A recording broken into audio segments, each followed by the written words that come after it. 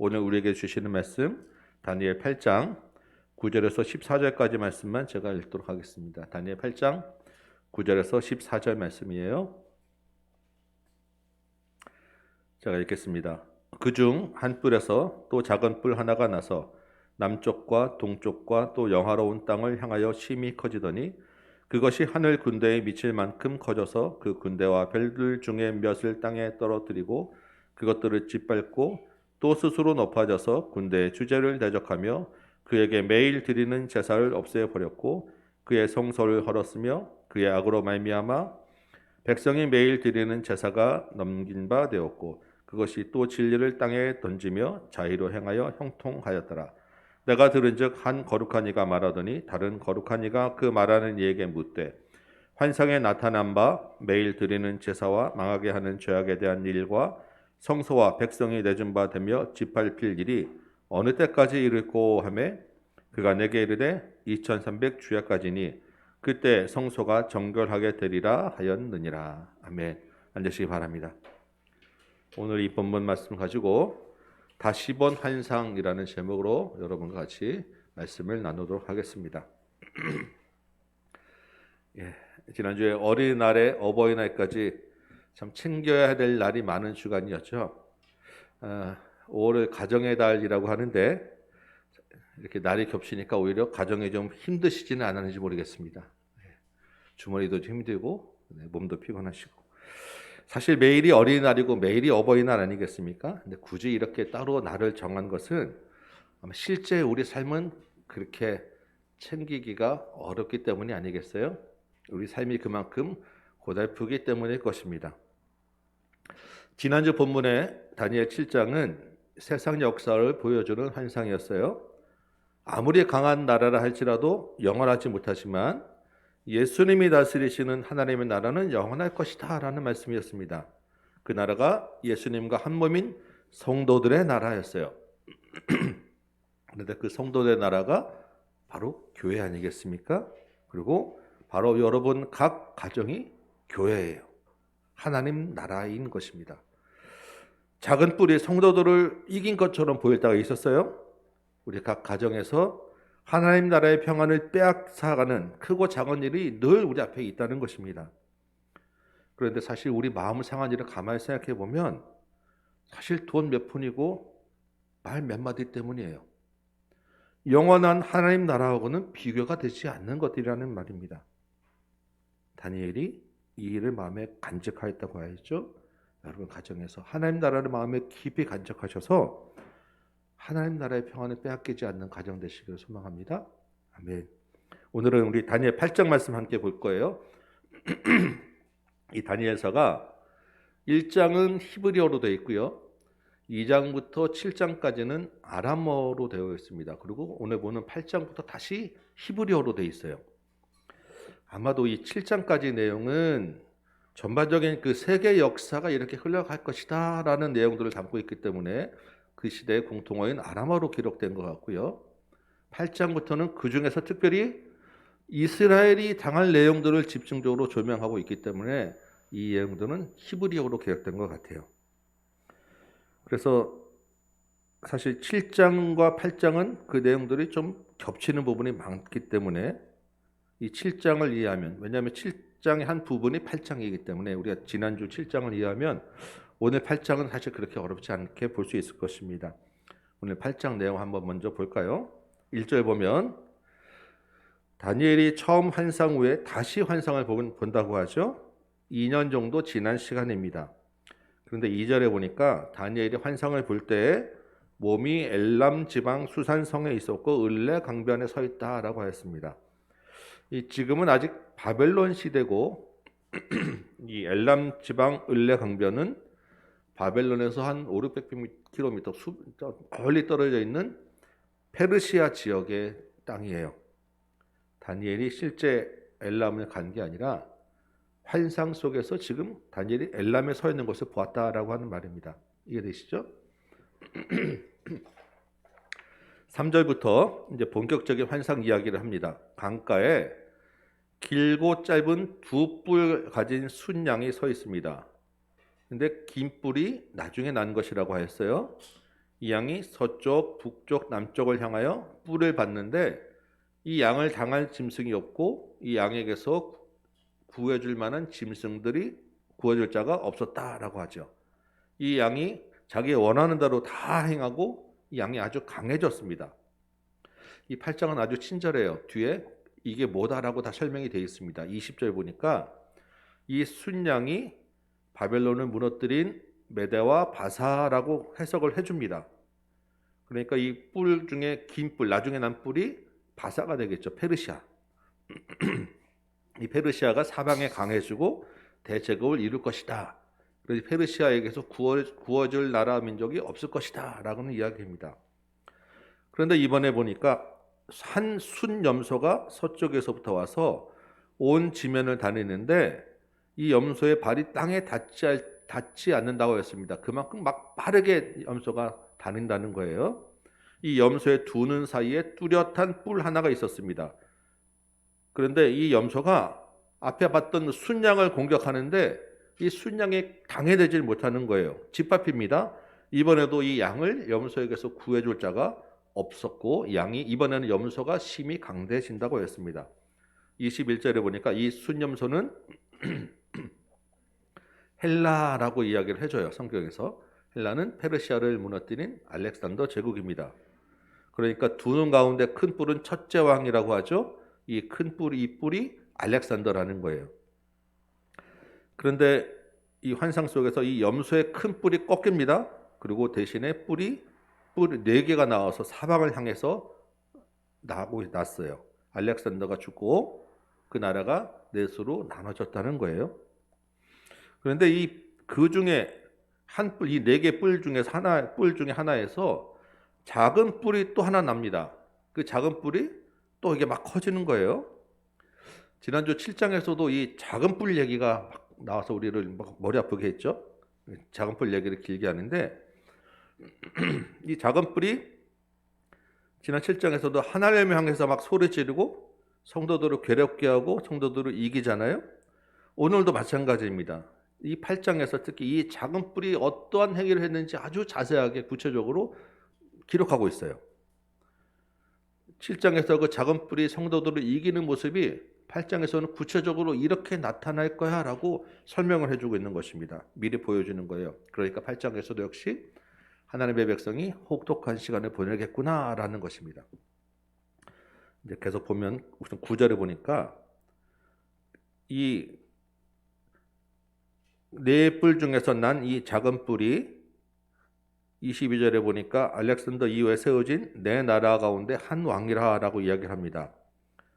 우리가 이 네 나라를 자세히 다룰 필요는 없어서 그냥 넘어가는데요. 이 네 나라 중에 메소포타미아 지역을 차지한 나라가 셀루코스라고 하는 왕가입니다. 셀루코스. 근데 이 셀루코스의 왕 중에 안티오코스 4세라고 하는 왕이 나중에 나와요. 이 왕 이름을 좀 기억해 둘 필요가 있습니다. 안티오코스 4세. 이 왕이 자기 스스로 자기를 부르는 거를 에피파네스라고 불렀어요. 그래서 안티오코스 에피파네스라고 우리가 역사에 기록하는데 이 에피파네스라고 하는 말은 신의 현현이라는 뜻이에요. 신이 현실에 실제로 이렇게 나타난 모습이다라는 게 에피파네스라고 하는 말이에요. 그러니까 이 왕은 스스로 내가 신이야 라고 이제 자부심을 가지고 살았다는 거고요. 재밌는 것은 그 당시에 다른 사람들은 백성들은 이 에피파네스를 에피마네스라고 불렀대요.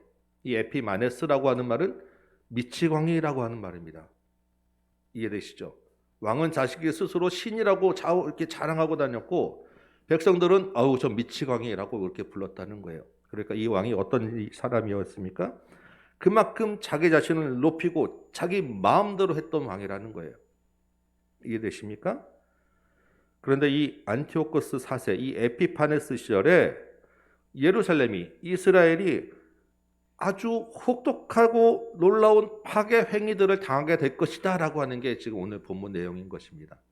이 본문에서 나타나는 이 작은 뿔이 바로 이 왕을 얘기하는 거예요. 어떤 일이 있었는지 보면 9절 보니까요. 이 작은 뿔이 영화로운 땅을 향하여 심히 커지다라고 되어 있습니다. 이 영화로운 땅, 다니엘 입장에서 영화로운 땅은 어디겠어요? 성전에 있는 예루살렘입니다. 10절에 보니까 하늘 군대를 이긴다고 하는데 하늘 군대는 누구겠어요? 이스라엘 백성들이에요. 이 작은 뿔 안티오코스 4세 에피파네스가 이스라엘 땅을 아주 짓밟는다는 것입니다. 별들 중에 몇을 떨어뜨린다라고 기록되어 있죠. 이 별이 누구겠어요? 이스라엘 입장에서는 이스라엘의 대제사장 같은 종교 지도자들이에요. 11절에 보니까 군대의 주제를 대적한다라고 합니다. 주제는 그 제일 높은 우두머리, 군대의 왕을 이야기하는 거겠죠. 누구겠어요? 하나님. 그래서 하나님께 매일 드리는 제사를 없애버리고 성소를 허문다는 거예요. 실제로 이 안티오코스 왕이 예루살렘 성전에 있는 하나님 그 성소를 허물었어요. 그 성소에 하나님을 섬기는 그 자리에 제우스 신을 갖다가 올려놨습니다. 그리고 율법에서 부정하다고 해서 이스라엘 백성이 아주 싫어하는 돼지 피를 그 성소에 갖다 뿌렸어요. 23절 보니까요. 이 왕이 얼굴이 뻔뻔하고 속임수에 능하다고 합니다. 이스라엘 사람들은 안식일을 철저하게 지키죠. 안식일에 아무 일도 하지 않는데 이 왕이 안식일에 이스라엘 백성들을 공격해서 아무 저항도 하지 않는 자들 무참하게 무사하게 죽여버리는 거예요. 이 왕의 시대에 정말 수만 명의 사람들이 죽었습니다. 이런 일을 하고도 아무렇지 않으려면 얼굴이 얼마나 뻔뻔하겠냐고요. 이런 놀라운 파괴 행위들이 이 시대에 일어났다는 것이에요. 여러분 이게 남의 일이라고 우리가 그냥 여러분 무덤덤이 그냥 듣고 계시는데 실제로 당한 이스라엘 백성들에게는 엄청나게 고통스러운 일이었습니다. 그들의 역사에서 성전이 이렇게 부정하게 더럽힌다는 것은 굉장히 치욕스러운 순간이었던 거예요. 다니엘이 이 환상을 보면서 너무나 힘들어서 오늘 앞에 암송한 것처럼 땅에 그냥 엎드러져 있고 엎드러진 채로 그냥 지쳐서 잠이 들 정도였어요. 27절에 보면 그 이 환상의 해석을 듣고 여러 날을 알아서 누울 정도였습니다. 그런데 13절 보니까 다니엘에게 이 환상을 이야기해주는 한 거룩한 이가 이 환상에 대해서 얘기해 주니까 옆에 또 다른 한 거룩한 이가 묻는 거예요. 이 거룩한 이들은 아마 천사일 것입니다. 천사들이 서로 이야기해주고 묻는데 이런 질문을 해요. 이렇게 짓밟히는 일이 어느 때까지 이르겠냐는 것입니다. 그랬더니 2300 주야까지니 그때의 성소가 정결하게 되리라 라고 14절에 가르쳐 줍니다. 자, 여러분 7장에서는 한때, 두때, 반때의 기간이 지난다고 했었죠. 이게 뭐라고요? 정확히 어느 기간인지는 알지 못하지만 하나님이 정하신 기간이 있다. 그래서 끝이 있다라고 우리가 이해하고 넘어갔죠. 오늘 본문에서는 그 기간이 2300 주야라고 가르쳐줘요. 이게 한때, 두때, 반때가 2300 주야라고 이야기하는 것이 아니에요. 7장에서는 한때, 두때, 반때가 전체적으로 뭉뚱그려서 이렇게 하나님 정하신 기간이 있다라는 것이고 8장에서는 이 안티오코스 에피파네스의 기간이 2300 주야일 것이다 라고 좀 더 왕이 구체적으로 나온 것처럼 이 시대도 구체적으로 보여주신 거예요. 이 작은 뿔, 7장에 나온 작은 뿔이 하나님을 대적하는 그 전체 세력, 적그리스도라고 이야기하면 그 중에 한 계보가 이 안티오코스 에피파네스가 그 중에 하나로 이렇게 상징되는 그런 그림인 거예요. 이 큰 거에서 그 중에 하나를 이렇게 보여주고 이런 시대일 거야, 이런 모습일 거야. 그 전체 기간이 이만큼이면 그 중에 얘는 이런 정도 기간일 거야. 이렇게 보여주는 그림이라는 것입니다. 이해되시죠? 자, 그럼 이제 이 2300 주야가 어느 정도 기간이냐라는 해석을 좀 해봐야 되겠죠? 주야라고 하는 것은 낮과 밤이에요. 그죠? 그러면 2300 주야 하면 이 주야가 하루라고 치면 2301이 되는 거고요. 2300 주야를 따로 나누어 보면 1150일이 되는 거예요. 이해되십니까? 이게 서로 이제 해석에 대한 엇갈리는 주장들이 있어요. 이해 안 되셨으면 집에 가서 다시 한번 계산해 보시기 바랍니다. 어쨌든 이런 시간들이 지날 동안에 이스라엘이 얼마나 괴롭고 고통스럽겠어요. 우리도 일제 시대 뭐 이렇게 짓밟히면 어떻게 됩니까? 그것을 뒤엎으려는 혁명들이 막 일어나잖아요. 이스라엘도 마찬가지였습니다. 이때 이런 독립운동이 일어나요. 그거를 우리가 역사적으로 유명한 마카비 혁명이라고 불러요. 아마 들어보셨을 거예요. 25절 후반부에 보면 이 왕 안티오코스가 사람의 손으로 말미암지 않고 깨지리라 하라고 예언을 합니다. 한참 이 마카비 혁명군과 안티오코스가 싸우는데 안티오코스 왕이 갑자기 병으로 죽어요.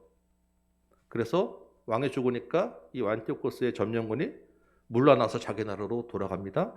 해방이 되고 혁명이 성공이 된 거예요. 그러면 제일 먼저 이 사람들이 뭘 했겠어요? 혁명군이 제일 먼저 한 거는 더럽혀진 성전을 다시 깨끗하게 하는 작업들을 한 거예요. 성전에 세웠던 제우스 몰아내고 헐어졌던 거 다시 보수하고 물로 깨끗이 청소해서 다시 한번 끊어졌던 제사를 다시 하나님께 드리는 게 수전절이라고 하는 절기가 생긴 것입니다. 신약의 예수님 시대의 복음서에 나오죠. 정말 감격스러운 그런 순간을 맞이하는 거예요. 이 수전절. 이 수전절을 드린 게 BC 164년 12월이에요. 근데 아까 그 성전에 제우스 신상이 세워졌다 그랬잖아요. 이게 BC 167년 12월 겨울이에요. 그러니까 이 기간이 약 3년 조금 넘는 기간입니다. 그래서 이걸 1150일이다라고 이제 사람들이 많이 보는 거고요. 한편으로는 이제 이 제우스 신이 세워지기 조금 더 몇 년 전에 아까 별들 중에 몇이 떨어진다고 했잖아요. 이 안티오코스 왕이 그 당시 대제사장이었던 오니시스라고 하는 사람이 있습니다. 이 사람을 죽이고 자기가 다른 사람을 제사장으로 세워요. 근데 원래 이스라엘 대제사장은 그렇게 마음대로 다른 사람이 세울 수 있는 게 아니에요. 종신직이고 한 가문이 사독 가문에서 계속 이어져 오는 것입니다. 이해되시죠? 그러니까 제사장을 마음대로 죽이고 갈았다는 것은 엄청나게 큰 일이 일어났던 거예요. 그래서 그때부터 이 수전절까지 기간이 한 6년 정도 됩니다. 그래서 이게 2300일이 아니겠느냐 이렇게 이런 견해들이 있는 거예요. 어쨌든 간에 3년이든 6년이든 사실 뭐 중요하진 않습니다. 어떻게 보든 간에 이 안티오코스 에피파네스에게 아주 성도를 이긴 것 같은 혹독한 시련을 겪는다는 것입니다. 그런데 14절 보니까 어떻게 돼요? 다시 성소가 정결하게 되는 날이 있을 것이다. 끝이 있다는 것이고 정한 때가 있을 것이다 라는 게 우리에게 주는 중요한 말씀이라는 것입니다. 7장의 환상 가운데서도 멀지 않은 미래에 이스라엘이 겪게 될 한 부분, 아주 혹독한 시간을 오늘 8장 자세하게 보여주는데 기간에 대해서도 말씀하시지만 어쨌든 간에 정한 때가 분명히 있고 다시 회복되는 날이 있을 것이다 라고 우리가 본문에서 볼 수 있는 것입니다. 이해되시죠? 이게 오늘 본문 내용 8장 내용 전체 다예요. 여러분이 지금 8장을 그냥 보면 좀 말이 어렵긴 하지만 내용은 별게 아닙니다. 그래서 다 우리가 알고 이해했던 내용이에요. 문제는 이 본문이 다니엘 시대에는 수백 년 뒤에 있을 일들이에요. 수백 년 다니엘이 있을 때가 한 BC 550년 전후니까 한 3,400년 뒤에 있을 미래의 일을 다니엘은 예언했는데 우리에게는 이미 한참 전에 완료된 과거 일이라는 것입니다. 이해되시죠? 더구나 이스라엘 땅에서 어떤 일이 있었든 간에 사실 우리가 그 역사하고 별로 관계가 사실 없어요. 잘 알지도 못합니다. 그리고 사실 문제는 이 본문이 그럼 한참 전에 이미 완료된 예언, 우리랑 관계없는 이 역사가 우리와는 지금 무슨 관계가 있는 거예요? 이 말씀이 지금 우리에게 무슨 말씀을 주고 계시냐? 하나님은 이 옛날에 이미 완료된 이 말씀을 통해서 우리에게 하시고자 하는 말씀이 뭐냐가 이제 중요하지 않냐는 것입니다. 우리가 다니엘 보면서 그렇게 역사가 이렇게 맞춰주는구나라고 퍼즐 맞추려고 끝나는 책이 아니지 않겠습니까? 오늘 그래서 이 본문을 통해서 우리에게 주신 하나님의 말씀이 뭐가 있는가 한 몇 가지, 한 세 가지 정도 좀 생각해 보려고 해요. 첫 번째는 이 환상은 확실히 이루어진다라는 것을 우리가 알 수 있는 것입니다. 반드시 이루어진다는 거예요. 오늘 본문 내용 자세히 살펴보셨죠? 7장 내용과 겹쳐집니다. 거의 같은 환상을 구체적으로 한 번 더 얘기하는 거예요. 조금의 실수도 없고 거짓도 없으신 하나님이 두 번씩이나 연달아 보여주신 것은 하나님께서 이 일을 확실히 정하셨다는 것이고 반드시 행하신다는 것을 지금 이야기하고 있는 것입니다. 그리고 실제로 그 일이 역사 가운데 정말 그대로 이루어졌어요. 이 일이 그대로 진행되는 가운데 다니엘과 하나님의 백성은 상당한 고통을 당하게 됩니다. 이렇게 하나님이 확실히 될 일을 알게 하신 이유가 뭐겠어요? 하나님의 백성들에게 더 많은 인내가 필요하다라는 것을 지금 이야기하고 있는 것입니다. 확실히 이루어질 것이기 때문에 그 확실히 이루어질 것을 미리 알고 이 어려움에 당했을 때 포기하지 말고 좌절하지 말고 견디고 버텨야 된다라는 거예요. 오늘 8장에 작은 뿔 안티오코스의 시대가 이미 지나갔습니다. 그런데 지금 우리는 아직 적그리스도의 세대, 짐승의 시대가 끝나지 않았어요. 여전히 우리는 한때, 두때, 반때의 시간을 지나고 있는 거예요. 우리에게도 역시 하나님 나라를 바라보고 사는 삶이 괴로울 수 있다는 거예요. 확실히 이루어지고 당할 일이라는 것입니다. 견디고 버텨야 된다는 거예요. 그런데 여러분, 확실히 이루어진 것이 혹독한 고통만이었습니까? 아니죠. 영광의 날, 성도의 원한을 풀어주는 날도 있다고 했어요. 그것도 반복해서 말씀하시죠. 이것도 확실히 이루어진다는 것을 우리가 믿어야 된다는 것입니다. 영원한 나라, 하나님 나라, 예수님과 성도들이 함께 세우는 나라도 반드시 있다는 거예요. 본문에 보니까 다니엘이 성소가 헐어지고 제사가 그치는 환상을 보게 되죠. 그 환상을 볼 때 성소는 없었어요. 이해되시죠? 성소가 없는데 성소가 다시 헐어지는 환상을 보는 거예요. 그럼 다니엘이 그거 보면서 좀 있으면 성소가 다시 세워지겠구나 라는 기대를 가질 수 있는 거예요. 무슨 말인지 이해되십니까? 근데 그 성소도 다시 헐어집니다. 그런데 다시 또 정결케 된다고 하잖아요. 조금 지나니까 다시 또 하나님이 성소를 세워주시겠구나. 회복에 대한 소망도 확실히 이루어진다는 것을 다니엘이 믿을 수 있었다는 것입니다. 우리도 어려움이 있을 수 있겠다라는 걸 우리가 알죠. 그렇지만 버티면 다시 우리가 회복이 되어 수 있구나. 그리고 좀 지나면 정말로 예수님이 다시 오시는구나라는 확실한 소망을 가질 수 있다는 것입니다. 고통만 이루어지는 것이 아니라 고통을 회복시키고 원한을 풀어주는 날, 하나님 나라가 세워지는 예수님이 다시 오는 그 날도 확실히 이루어진다라는 것을 우리가 이 말씀을 통해서 믿을 수 있다는 거예요. 다니엘이 이 환상들을 볼 때 사실 쉽게 받아들이기 어려웠을 것입니다. 옆에서 해석해 주니까 이해는 됐을 수 있어요. 그렇지만 믿어지지도 않았고 잘 믿고 싶지도 않았을 거예요.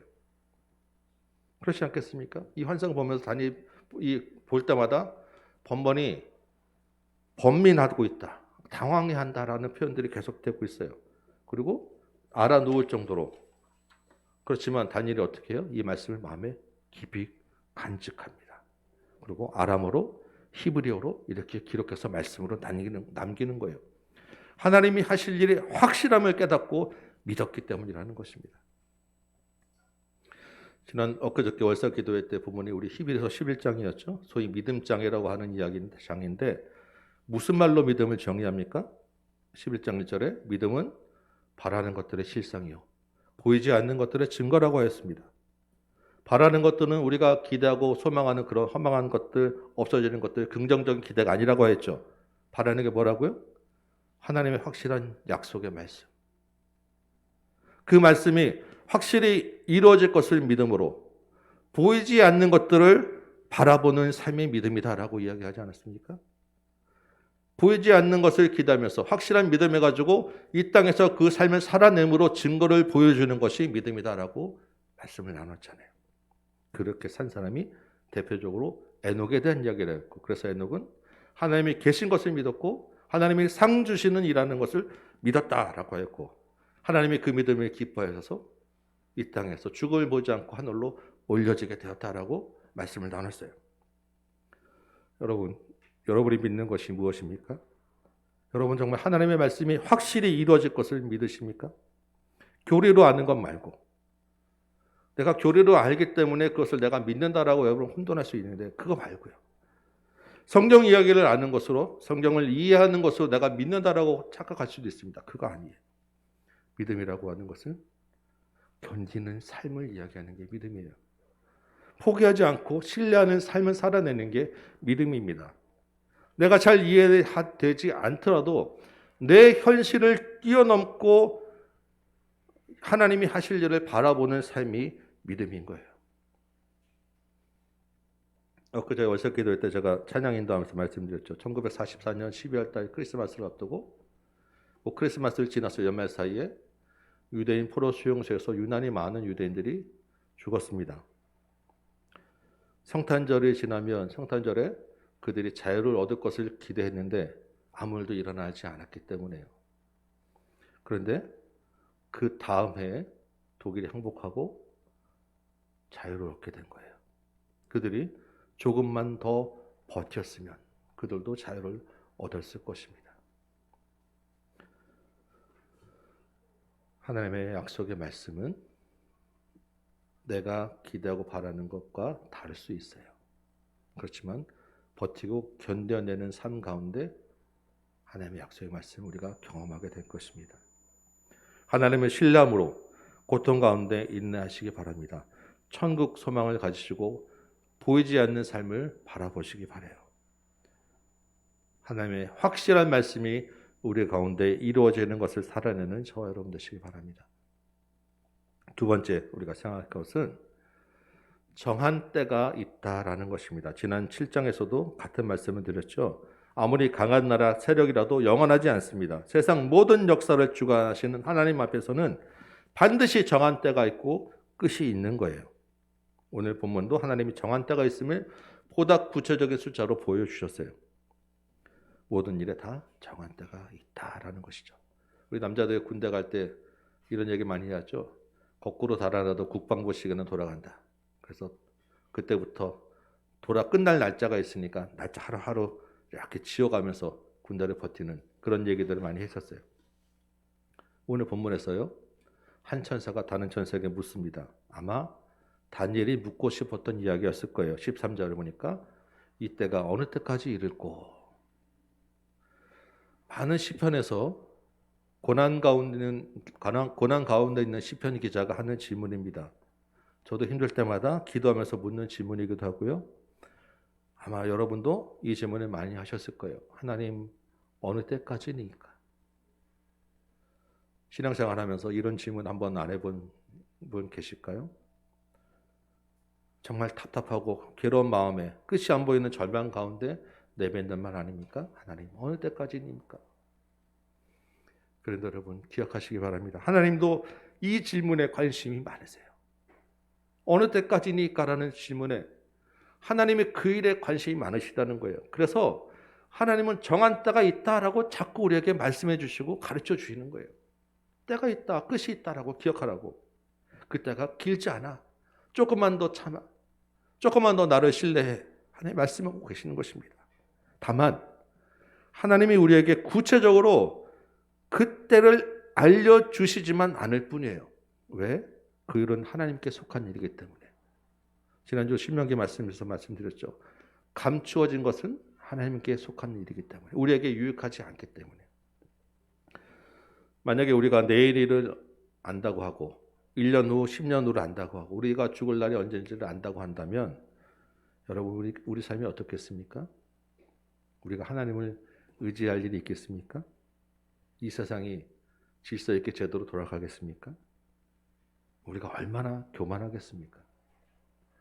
우리에게 남는 것은 하나님과 동등되게 대적한 자에게 돌아오는 심판뿐일 거예요.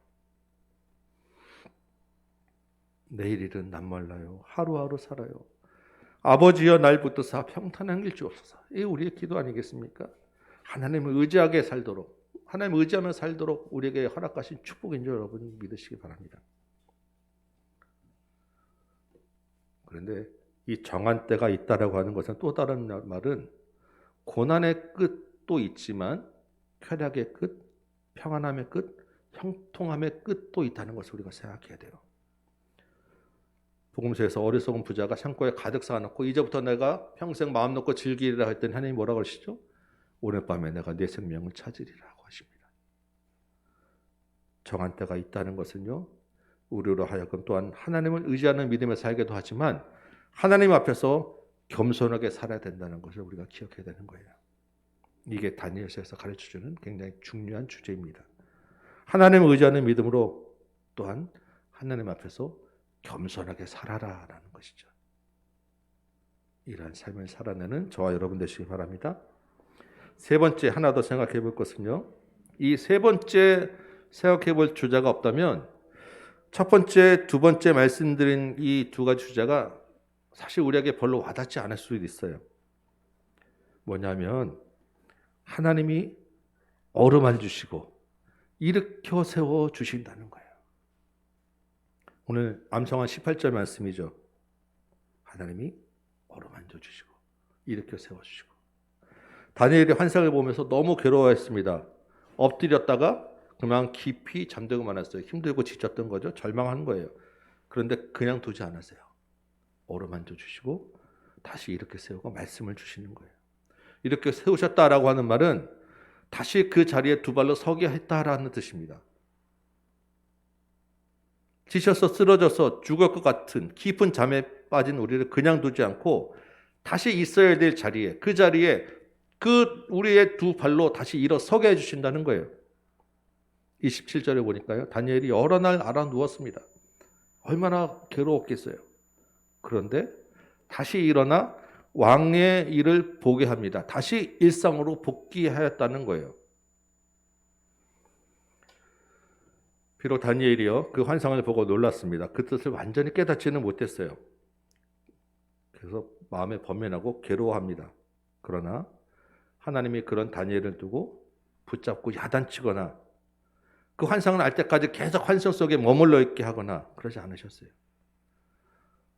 엎드러져서 그냥 깊은 잠을 자도록 내버려 두지도 않으셨어요. 우리에게도 마찬가지일 것입니다. 하나님 왜 그렇게 하실까요?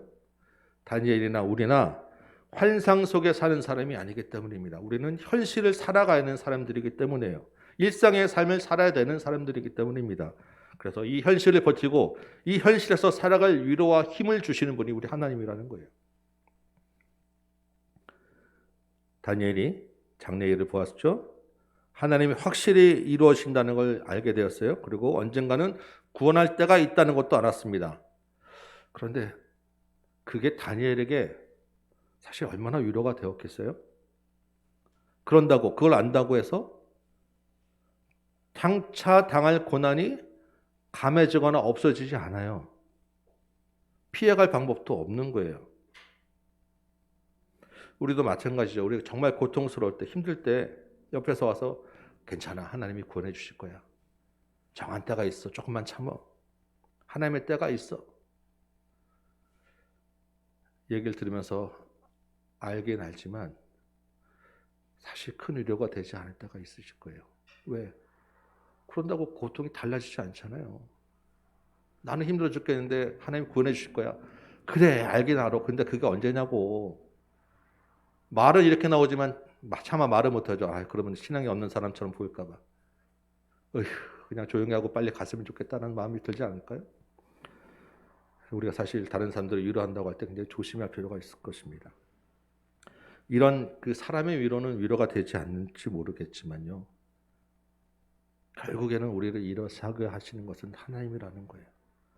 우리 마음을 어루만져 주시고 참을 다시 그 우리의 막 쏟아지는 것을 참았다가 다시 만져 주시고 회복시켜 주시고 다시 일으켜서 일상으로 복귀하도록 힘 주시고 위로 주시는 분이 하나님이라는 것입니다.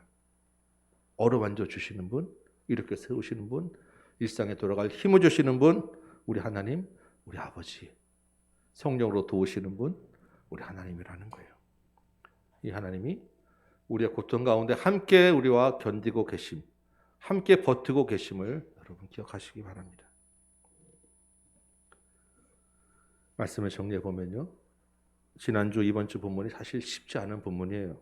그리고 자칫하면 그냥 딱딱하고 복잡한 과거 역사 이야기하고 그냥 신비한 퍼즐 맞추는 정도로 끝날 수도 있는 본문입니다. 그러나 성경이 주는 메시지는 그렇지 않습니다. 본문은 하나님의 확실한 약속을 믿으라고 우리에게 이야기하는 것입니다. 하나님의 약속은 반드시 정한 때가 있고 끝이 있다는 것을 우리에게 알려줘요. 그리고 그 때가 이를 때까지 하나님이 우리를 만지시고 일으켜 세우시고 현재를 살게 해 주신다고 약속해 주시는 거예요.